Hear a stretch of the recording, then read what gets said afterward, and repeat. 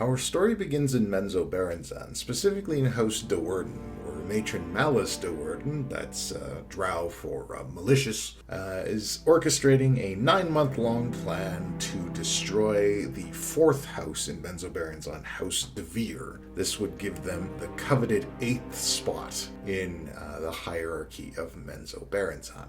Now, to be clear, normally the idea of the 8th most powerful house attacking the 4th most powerful house is a bit insane. But Matron Malice has made prime planning decisions leading up to this. Number one, she's about to give birth, so she's going to use the pain and energy from that process to inflict a psychic attack along with her daughters Maya, Briza, and Vierna. She also has another 2 aces in the hole, number 1 being her weapons master. House DeVir, despite it being the 9th house in Menzoberranzan, has what many believe to be the best weapons master in all of Menzoberranzan, a gentleman by the name of Zaknafane. Now, to be clear, Weapons Master is just the title. It's the title that you give to the guy that's the best fighter in the house and trains all the other fighters in the house. And that's what Zaknafane does. Besides that, Zaknafane also does him some good killing, and he loves to do it because he hates drow. Zaknafane hates drow so much.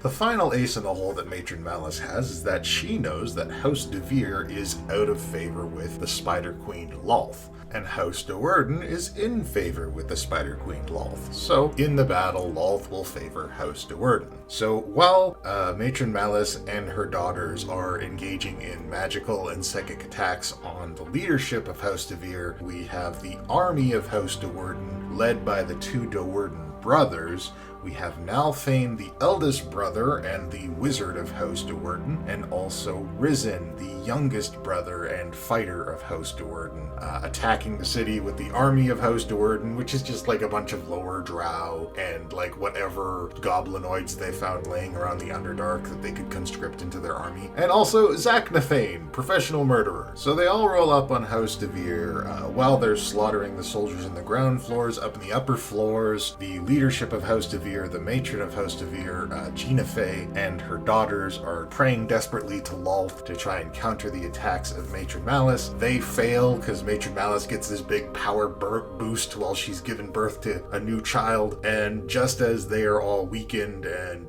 they're smashed by this attack from Matron Malice, Zaknafane shows up and he's got these cool little capsules that create bursts of light that like stun and weaken drow, and he throws a couple of those down, just gets to killing. So with that, House DeVir is basically toast, but as House DeVir is in its final hours, a couple of interesting things happen.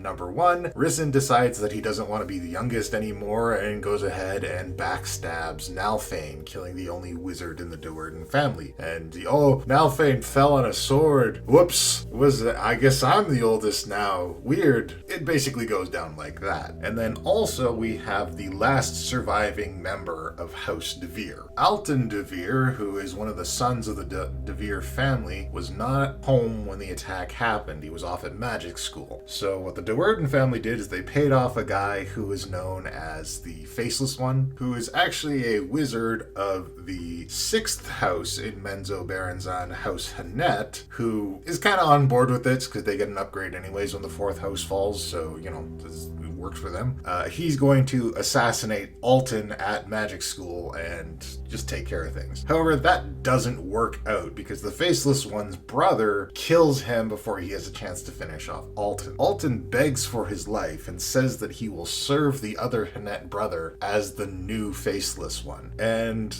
the other Hanet brother, and we don't get to know his name yet, but whatever, it's kind of not important just yet. Anyways, he says, yeah, alright, you know what, Alton, you can be the new Faceless One, and that'll be great because I was working as an apprentice under this last guy, and he didn't give me the respect I deserved, and I'm glad he's dead. I'm gonna burn your face with acid now, and you'll just be the new Faceless One. Deal? And Alton goes, well, it's that or death, sure. And finally, the last thing that happens with the death of House DeVir is Matron Malice finally gives birth to a male drow with purple eyes, and she names him Drizzt Homeland. And she immediately takes him through the altar and says, this one's for you, Lolth. 1/3 son, gonna sacrifice it up to the Spider Queen. And just as she is about, well, it wasn't her, it was one of her daughters, just as one of her daughters is about to stab little baby Drizzt, Maya de Werden, one of the other daughters, notices that Nalfane is dead, mysteriously. Wonder how that happened. And so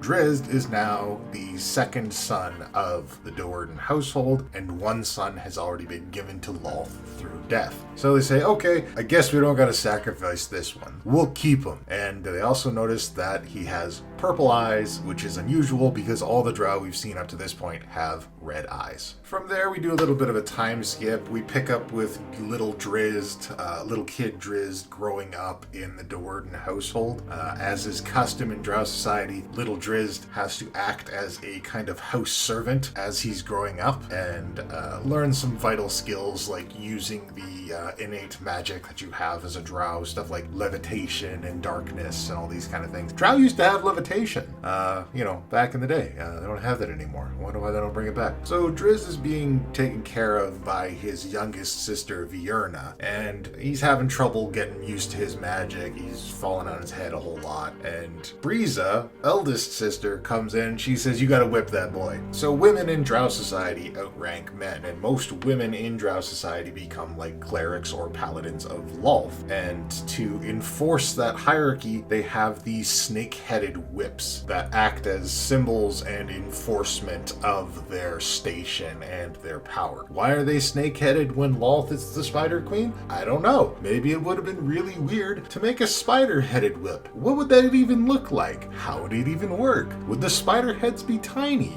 Or would they be bigger? These are all questions for philosophers. The point is, Briza says to Vierna, you gotta whip that boy. And Vierna says, look, I'm raising the kid. I'm gonna raise him how I want to raise him. Matron Malice said I could raise the boy. I'm gonna raise him how I can raise him. Briza says, you're weak. You know what happens to weak people. Then she walks away. And Vierna's like, I'm gonna whip him a little bit. We then do another time jump, and we've got like young adult Drizzt coming to meet his mother, Matron Malice, for the first time since he was born. And the time has come to decide what Drizzt's station in life will be. Zaknafane is brought into the hall. They all take a look at him. Matron Malice is like, we lost a wizard, make that boy a wizard. Now Zaknafane goes against Matron Malice here, which is a little bit of upset of the hierarchy, but Zaknafane gets a little bit of sway because he is also the favored consort of Matron Malice, as well as the weapons master of the house, and he does abuse the power a little bit. So he takes a look at Drizzt and he's like, this boy ain't a wizard.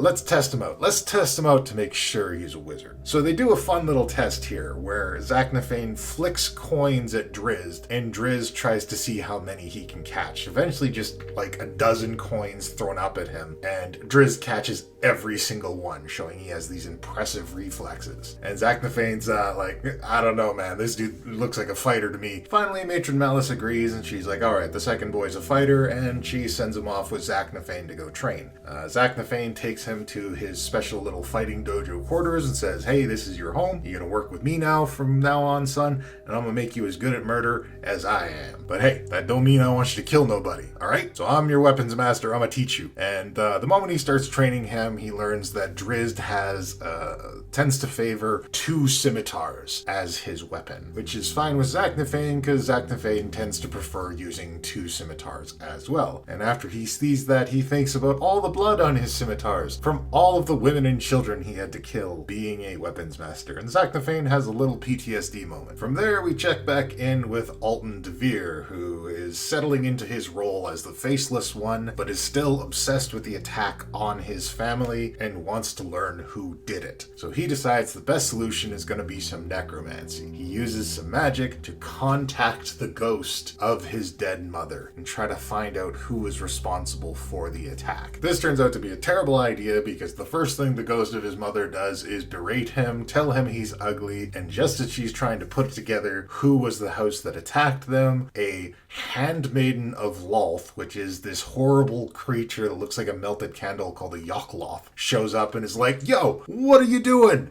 Gina Fey's being tortured by Lolth right now. She didn't have time to talk to you. Here's some spiders. And he pukes spiders all over him, and he freaks out and blows up the magic quarters, and the guy who made him into the new faceless one was like, I should have killed that dude. So from there we check back in with Zaknafein as he's training up Drizzt, and he's trying very subtly to impart some better values and morals on Drizzt than what is normally taught in drow society, to try and teach him that life is precious and that the skills that he's being taught by Zaknafein should be used for self-defense and not to just maliciously take lives. And Matron Malice, she can smell something's up. So she comes down, she's like, look, I hear so much about all the good training you're doing down here. I'd love to see how that training's going. And in her mind, she's saying, I gotta make sure that this kid's got the killer instinct. I need me another good murderer. But Zaknafein's smart, and he's got this figured out, so he keeps running interference on that, beating up Drizzt and being like, oh man, look what a good fighter is he. Oh, he's so vicious, he's fighting me so hard. Matron Malice is like, I'm not really convinced. So privately, she summons up a goblin and tells this goblin, I want you to go try and kill my son. I'm gonna make you look like a drow, and I need you to go fight him and try to kill him. And she does this by telling this goblin, hey, if you just do what I say, I'm gonna set you free. Everything's gonna be cool.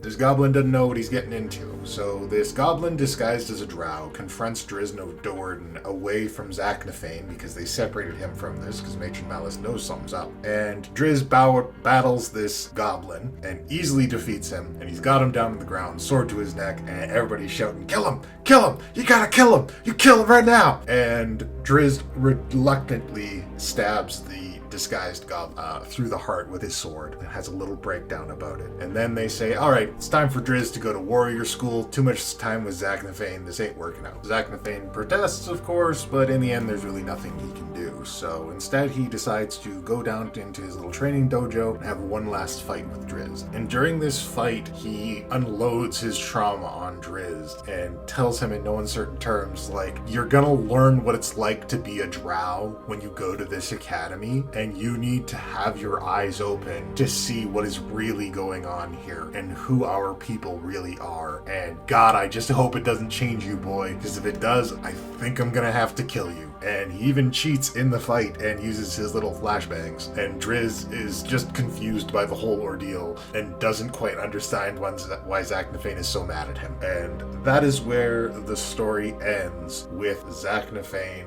leaving Drizzt and Drizzt putting on his new gear and getting ready to go to fighter school, or as they call it in Menzoberranzan, melee-magthere. And we'll find out what happens in the next one. Drizzt Homeland Part 2 summarized.